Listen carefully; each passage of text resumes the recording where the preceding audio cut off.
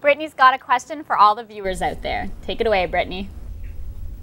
Techier wants to know what you, the audience, think about modern-day technology.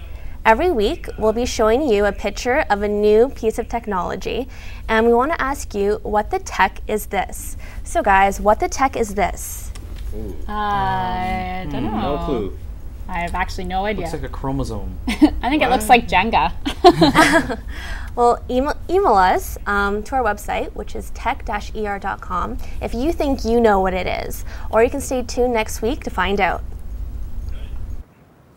Okay, well, thanks, Brittany. That was really cool. I'm excited to see what that actually turns out to be, because clearly none of us had any idea. Find out next week. Yeah, we'll find out next week. All right, so let's get into the news today. So actually, recently, this is kind of a good story. Where I'm from, in London, there was a whole big scandal, technology-related scandal, because a kid actually in high school posted all the passwords of all the students in the whole Thames Valley District School Board, which is the whole school board there, posted their passwords online, and it could lead into, you know, their personal files, their marks, and all that kind of stuff, personal information. So yeah, I posted everyone's password online. He's been, you know, caught and busted. But what do you guys think about that? It's pretty creepy, eh? Well, you know what? He's done something that every kid has tried to do in the past. You know, get in so they can change their marks. You know what I mean? Before midterms or the last pass. What used to do in high school. I don't know. I'm just saying.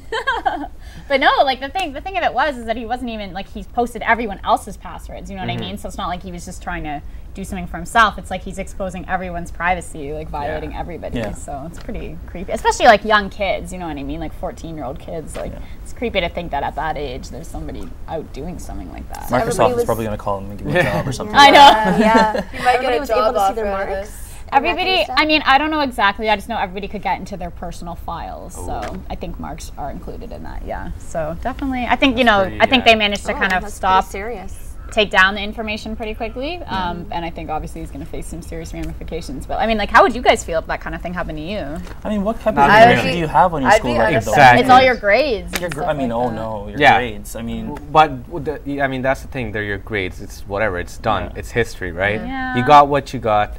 And I wouldn't really care if somebody else knew it. That's High school. I think it's like your phone number and your address and all that stuff too. At the most, the only thing that could probably really do damage is if your social security number was exposed. Yeah, which is that's probably the only thing I think that could cause a big hassle. Otherwise, I mean, everybody posts everything on Facebook anyway. Right? Exactly. What you got in your cell phone number, BBM, everything's on there anyway. I mean, I guess it's not as big of a deal maybe now as it would be 10 years ago. Yeah, definitely. Definitely not. Yeah. All right. Anyway, so good thing he's been caught nonetheless, because who knows what else he could do, right? At the age of 15. All right, so here's kind of a random story that I thought was unusual but kind of cool. A hotel in Stockholm, Sweden has replaced traditional room keys, and now they're saying people staying instead will be able to use their mobile phones to unlock their rooms, so it's kind of cool. So basically, the hotel will lend customers mobile phones with close-range radio chips, and repeat visitors during a 4-month trial will be able to check in using their own phones before arrival and have their phones activated, like, as keys.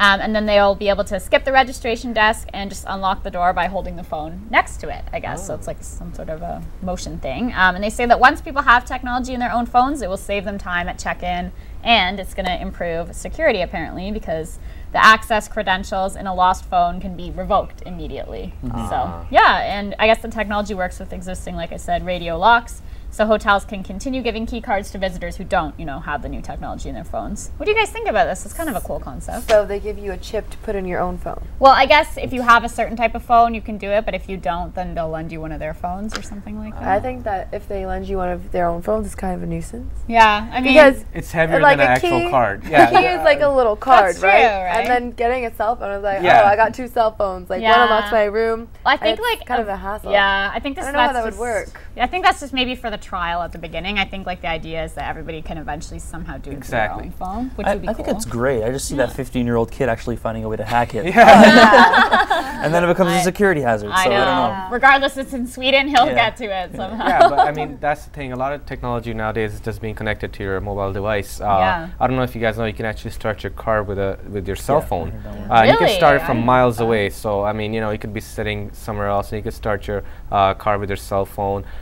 In other places in Scandinavian countries, actually, you can use your cell phone as basically like a credit card. You just tap it, really? And you know, your bank account information is already in there, so it just takes the money out of there. Cool. So I mean, similar to that, yeah, a lot of things are being just they're just bundling personalized. everything together into like one cell phone, right? So yeah, I think that's pretty cool. Around a bunch of stuff. Yeah, I mean, I'm always a fan of not having to carry around a bunch of extra things in my bag or anything. So I mean, yeah, it's a cool idea. We'll see if it actually comes into play. Yeah, I don't think it's something that's actually going to really take off. It might be so? here and there. I don't know. More, I think the things that are going to take off is what you mentioned in terms of you know, access to your car and bank information, things like that. I see that taking off for sure. Yeah, I know. Yeah, I mean, hotel maybe not so immediately necessary as stuff like that. So yeah, that's really cool though. I guess we'll have to wait and see about that. Houses be able to use our cell phones to open our doors. Yeah, that would be nice. That'd be I get locked out all the time. Yeah, yeah. I know keys seem so outdated. Yeah. Come on, like especially traditional keys. At least hotel keys are already kind of cool, but like you know the normal keys,